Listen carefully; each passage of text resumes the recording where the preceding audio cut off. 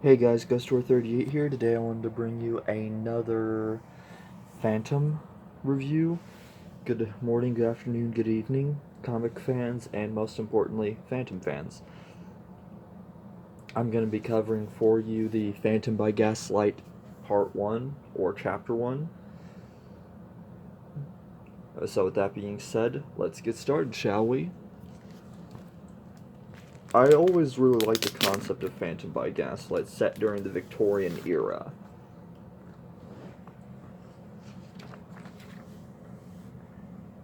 The year is set in 1862. This is a study in Violet. It starts with the 16th Phantom is having a meeting with Garan and his kids, Julia and Kit. He's basically given them a really stern what for because they lost some rings that his grandfather had received as a gift, and they lied to him about what happened to them, and so he's basically giving them a good what for about it. You will be assigned chores to atone for your deceit. You each have roles to play in the eternal crusade of virtue. Lies have no part in that. Remember this.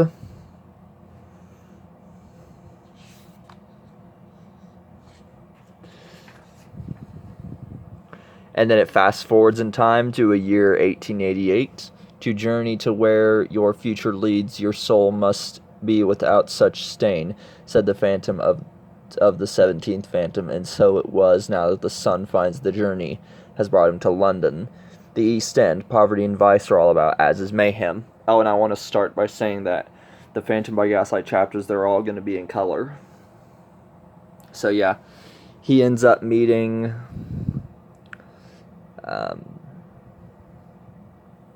Singh. He meets up meeting a man named Singh. Who said that? What, the Flaming Furies? And then he sees Kit. It's a good lord, man. It's been an age. It's so good to see you again. And then, of course, he's referring to his father, the 16th Phantom. He's like, good to see you, too. Then they meet up with a girl named Doris here at a hotel. They have some dialogue going back and forth. And yeah, he's basically on a mission. With this one, Worthington, the only agent that had a branch office in Bengala, I should know. I shut it down myself in August, burned their weapons cargo, and I believe I left the manager with a skull stamp on his forehead. Meanwhile, in the docks, the Phantom gets to work. I'll kill you before you take me, no idea why.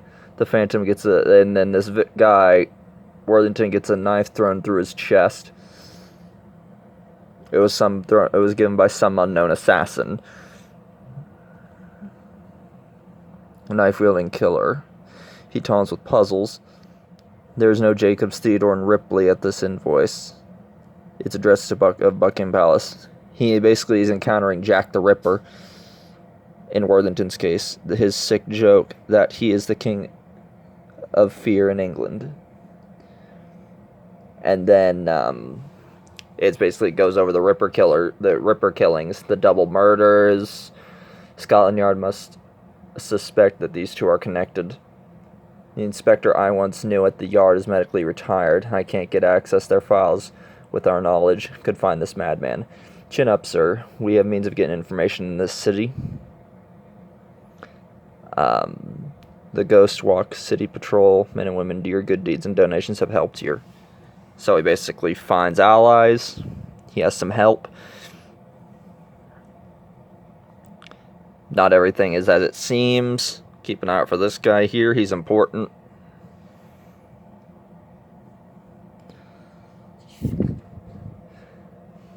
He's a spy,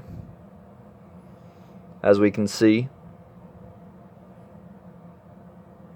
I have information for you. You have earned your retainer, sir.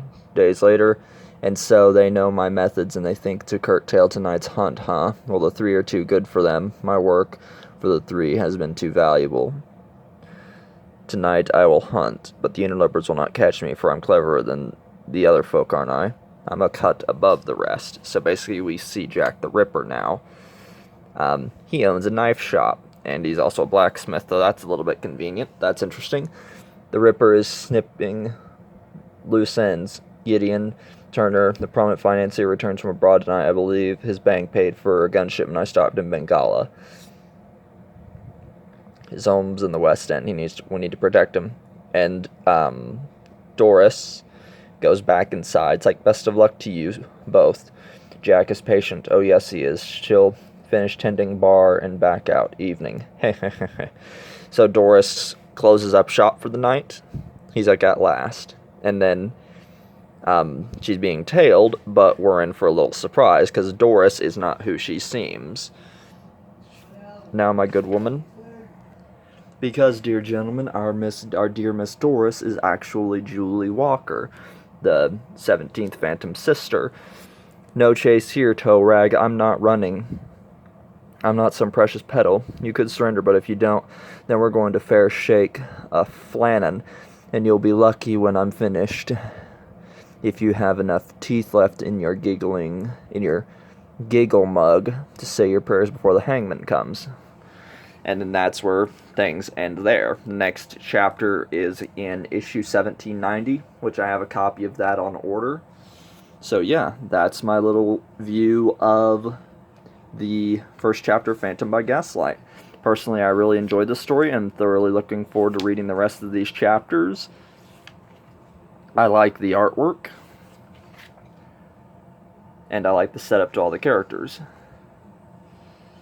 So I hope you guys like this little insight into the Phantom by Gaslight, or at least this first chapter. Comment below, have you read this series? What did you think of it? Or what's your favorite chapter? And until then, I will see you guys next time with another video.